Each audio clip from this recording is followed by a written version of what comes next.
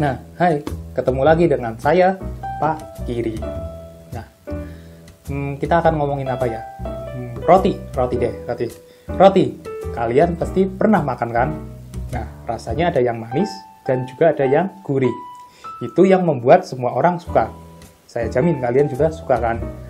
Nah, kalian juga tahu mungkin proses pembuatan roti. Ya, dari bahan gandum, habis itu diolah, dipanggang, dan akhirnya menjadi roti. Nah, itu tentang roti. Terus kalau hal yang lebih besar, contohnya alam semesta ini, ruang di mana kita hidup. Kalian pernah kepikiran nggak bagaimana proses terbentuknya atau terbuatnya alam semesta? Penasaran nggak kira-kira? Pernah kepikiran nggak kira-kira? Kalau iya, mari kita simak penjelasan berikut. Nah, dalam terbentuknya alam semesta itu ada beberapa teori yang mengungkapkannya. Salah satunya adalah teori yang paling populer, yaitu Big Bang. Bukan ini. Teori Big Bang. Nah, teori ini dikembangkan oleh Josh Lemaitre. Nah, teori ini menyatakan pada mulanya di alam semesta itu ada gumpalan kabut raksasa yang berputar pada porosnya. Di sewaktu-waktu itu, kabut raksasa itu karena masanya yang sudah sangat besar, akhirnya meledak. Ya, ibaratnya seperti balon yang terus ditiup. Baik itu kan akhirnya meledak, gitu kan.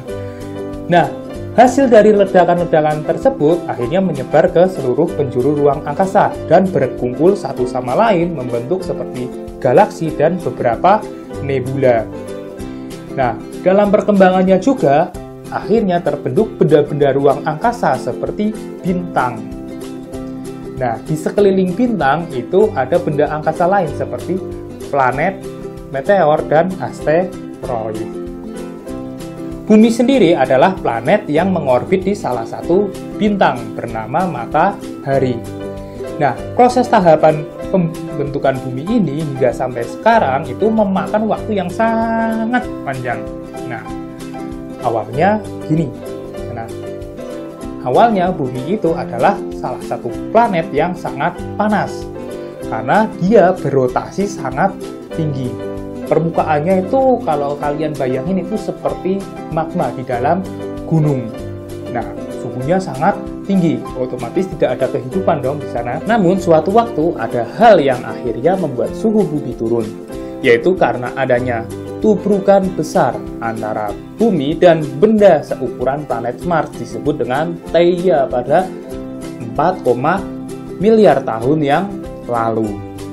Tubrukan itu membuat material bercampur dan juga posisi bumi miring serta ukurannya semakin besar sehingga rotasinya juga melambat gitu kan. Dan sisa-sisa materialnya itu berkumpul menjadi satelit yaitu bulan. Nah, itulah yang membuat suhu bumi turun. Nah, adapun proses atau evolusi dari bumi yang terbagi menjadi 4 masa. Nah, yang pertama ada masa Azoikum. Nah, ini adalah periode evolusi bumi yang pertama. Di sini bumi belum memiliki kehidupan karena masih mempunyai suhu yang sangat panas sehingga tidak ada kehidupan sama sekali. Nah, yang kedua adalah masa Paleozoikum. Ini terjadi sekitar 340 juta tahun yang lalu. Di sini kondisi bumi itu mengalami hujan yang sangat lebat. Nah, hujannya itu berasal dari uap hasil panas bumi itu tadi. Nah, karena mulai adanya air, itu juga akhirnya menimbulkan fenomena baru, yaitu munculnya makhluk hidup. Yang pertama adalah makhluk hidup bersel satu, yang makin lama makin berkembang menjadi makhluk hidup bersel banyak. Nah, seperti adanya ikan, rerumutan, ganggang, dan hewan kecil tanpa tulang belakang. Nah, di sini juga mulai muncul oksigen, yaitu berasal dari mikroorganisme seperti plankton. Periode evolusi selanjutnya ialah masa Mesozoikum.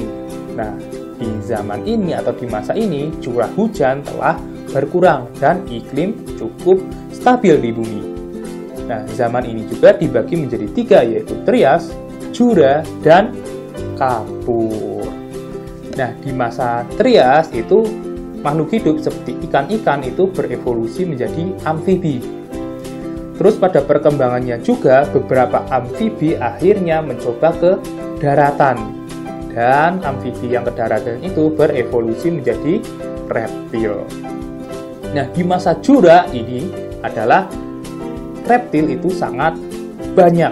Nah, reptilnya itu berukuran besar, yaitu dinosaurus. Mungkin kalian pernah dengar namanya Jurassic World atau Jurassic Park. Nah, itu diambil dari masa ini, di mana dinosaurus itu tumbuh sangat pesat.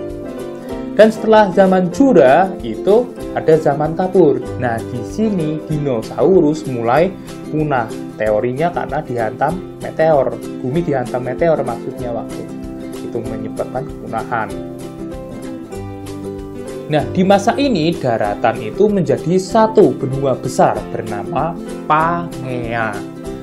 Nah, namun karena pergerakan tektonis dan juga beberapa fenomena alam, benua ini lama-lama menjadi terpisah, yaitu menjadi 2 benua besar, yaitu Laurasia dan Gondwana. Nah, terus periode evolusi bumi yang terakhir ada masa Neozoikum. Nah, masa ini juga terbagi menjadi 2, yaitu zaman tersier dan kuarter. Nah, di zaman tersier itu suhu bumi turun akibat tabrakan meteor tadi, menjadi bumi itu semakin dingin, ya, tertutup kayak gitu kan. Nah, akhirnya karena suhu bumi yang turun menyebabkan terjadinya zaman es atau zaman glasial. Nah, di sini binatang reptil mulai punah dan muncul beberapa mamalia. Nah, di sini juga selain mamalia itu muncul primata, itu nanti yang menjadi asal-usul manusia ya. Nah, untuk Indonesia sendiri di sini kondisi daratan Indonesia itu masih terbagi 2, yaitu ada yang menggabung dengan daratan Asia disebut dengan paparan Sunda, dan ada yang menggabung dengan daratan Australia disebut dengan paparan Sahul.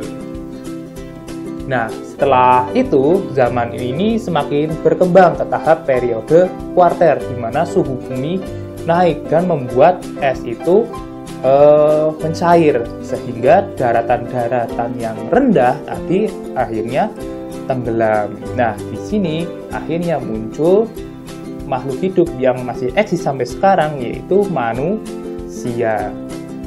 Dan Indonesia sendiri itu sudah menjadi kepulauan seperti sekarang.